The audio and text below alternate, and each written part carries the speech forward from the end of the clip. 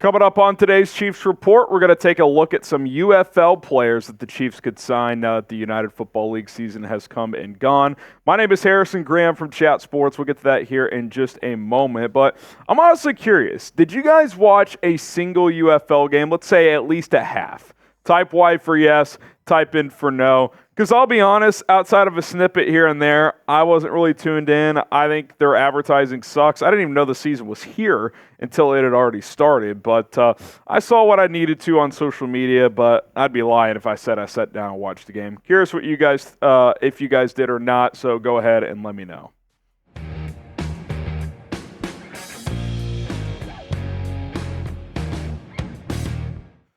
All right, these are the UFL deals that have happened so far. A couple more are in the works as well. But Ricky Pearson, Jacob Sailors, a couple of running backs signing with teams. Seattle for Pearson, Sailors for the Giants.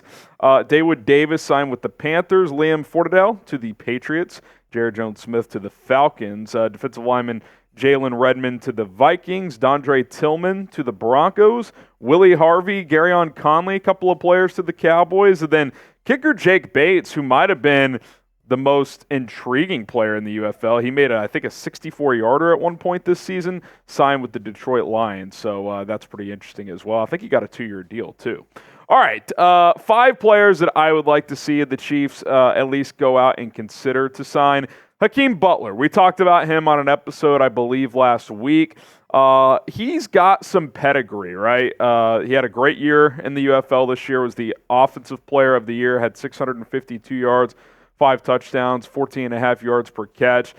He was a big play weapon for St. Louis this year, which earned him, like I said, the UFL Offensive Player of the Year. And I think Hakeem Butler is an interesting player that still at least has a chance to have success in the NFL. His last year of college before going to the NFL draft, the guy was a monster. I mean, 22 yards per catch on 60 catches is absolutely ridiculous, of over 1,300 yards and 9 touchdowns. I loved him coming out of Iowa State.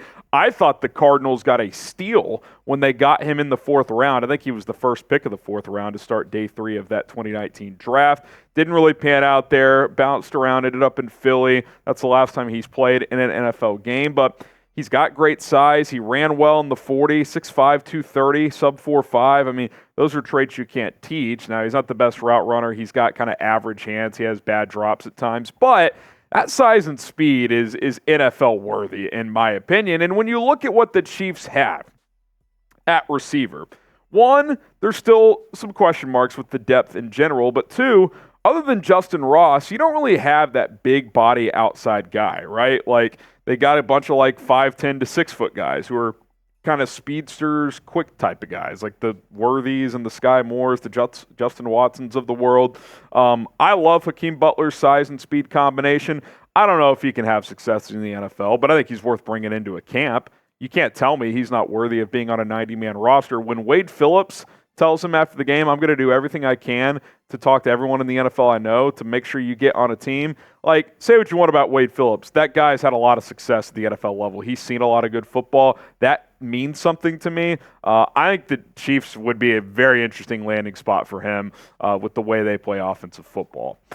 How about a familiar face? How about Breeland Speaks? Remember Breeland Speaks? I bet you do, and probably not so fondly because he didn't pan out here. But you know what? The guy was a great player in the UFL this year. 9.5 sacks for the Michigan Panthers this past season. 13 tackles for loss. He was awesome. He was absolutely awesome for the UFL this season. Could the Chiefs and Breeland Speaks have a reunion in Kansas City? The former 2018 second-round pick by the Chiefs, who didn't pan out, flamed out in the NFL. He bounced around a little bit. He's played in some of these spring leagues. Just had 9.5 sacks in the UFL for the Michigan Panthers. Listen, Charles Menahue's still banged up. You could use an extra pass rusher, at least in training camp, to create some competition there. I'd be surprised, but hey, I wouldn't rule it out. I think he actually, stylistically, is a decent fit in this 4-3 scheme that the Chiefs run now because he's added weight since he was here the first time. He was more of an outside linebacker when they drafted him. Now he's big enough to play 4-3 defensive end. So if the Chiefs just want to bring in a body, a guy they're familiar with, he would be familiar with the franchise. hey, Breeland Speaks, come compete for a roster spot, maybe get on the practice squad, worst case. I certainly would not mind that if I was Kansas City. Should the Chiefs bring back Breeland Speaks? What do you guys think? Type S for sign or type P for pass? Give me your thoughts down in the comment section down below, S for sign or P for pass.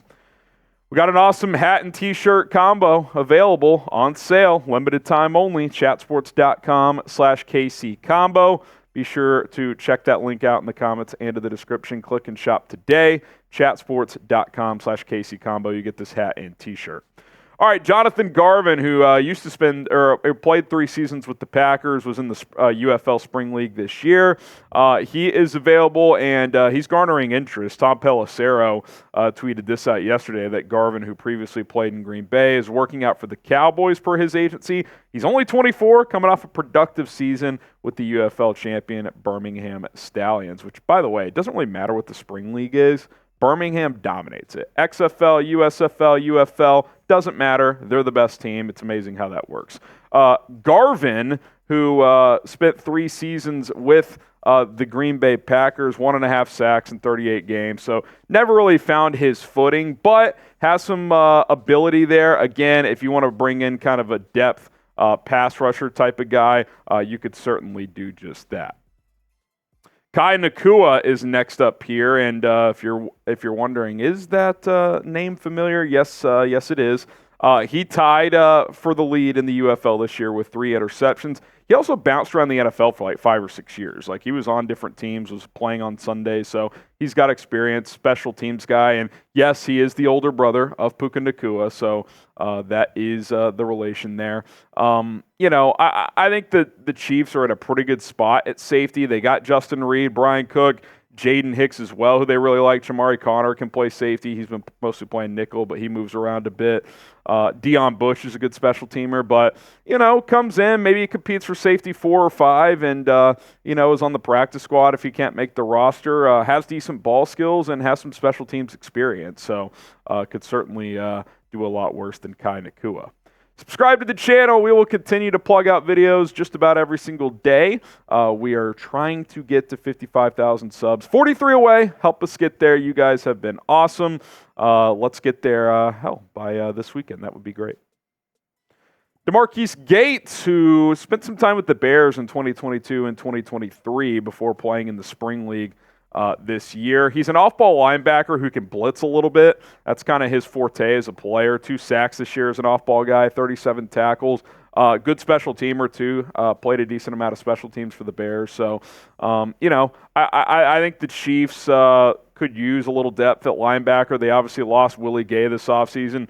Bolton, Tranquil, and Chenal is a good trio. They like Cochran, but, you could add a piece in there. I don't think there's any thing wrong with that. I doubt he'd make the roster, but again, 90-man roster in the offseason, body for training camp, guy who's played in the NFL, could certainly add some linebacker depth with the guy who's been at this level. So we'll see if he gets an opportunity. I would expect him to sign with a team before training camps begin. All right, there you have it. Name a player the Chiefs should sign, whether it's in the UFL or just an NFL free agency. If there's someone out there that you want the Chiefs to snag, go ahead and drop his name down in the comments below. And don't forget to subscribe to the channel, because we will continue to bring videos to you every single day here on this show. My name is Harrison Graham. We'll see you soon.